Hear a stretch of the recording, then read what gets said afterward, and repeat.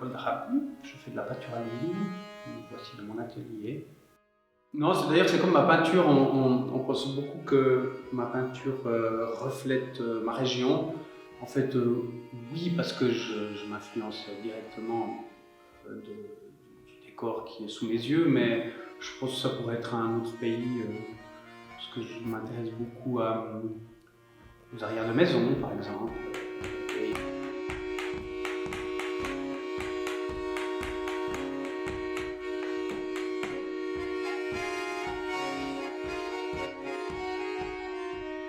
En général, le problème, c'est que quand je dois parler de ma peinture, je parle souvent ce qui est montré. Et évidemment, c'est un peu un truisme de le dire, mais ce qui m'intéresse beaucoup dans la peinture, c'est comment, avec du pigment, en fait, on peut rendre compte de ce que l'on voit, du monde, etc.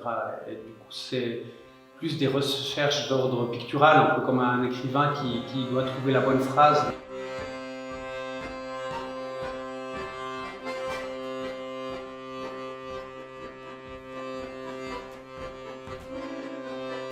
Oui, alors c'est un tableau qui m'a été inspiré d'un film que j'avais vu de Max Ophüls sur Lettre d'une inconnue, d'après une nouvelle de Stefan Zweig, qui explique qu'on peut voyager dans n'importe quel pays.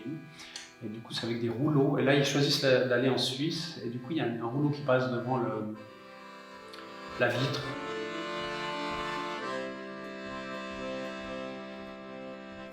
Ce que j'aime dans cette idée, c'est que ce n'est pas un rouleau qu'on doit ensuite redérouler, c'est toujours un rouleau qui revient à son point de départ. Et pour moi, j'aime l'idée du cycle de la vie. Enfin, j'aimerais bien, par exemple, appréhender la mort comme les saisons, en fait, comme quelque chose de tout à fait normal, un arbre qui s'affaisse. Alors que généralement, au point de vue temporel, on est avec la toile en général censée tout expliquer d'une façon instantanée. Et là, en fait, on a tout, on a l'instantané, mais en même temps un autre temps.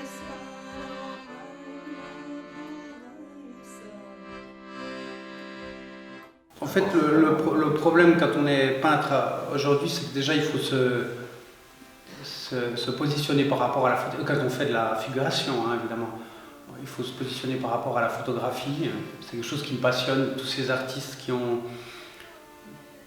ont fait de la peinture au moment où la photographie, la guerre, les daguerreotypes, tout ça commençait. Et on a en fait une idée, je trouve, assez linéaire de l'histoire de l'art. On pourrait presque caricaturer. Il y a eu Duchamp, Malevich, et en gros, on est parti à une épure jusqu'à de l'abstraction totale.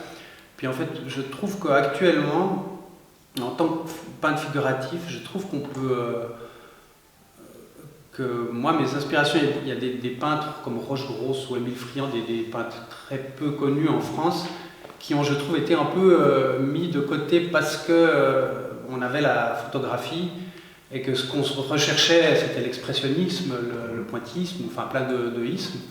Et je trouve que c'est pas leur rendre justice parce qu'ils avaient inventé des choses qui étaient très intéressantes aussi et puis qui ont plus de sens aujourd'hui que justement un Seurat, ou à mon avis, hein, pour certaines personnes.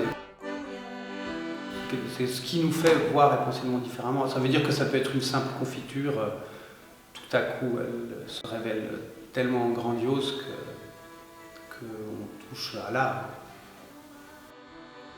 J'ai pas tout de suite fait de la peinture, moi j'ai fait d'autres choses.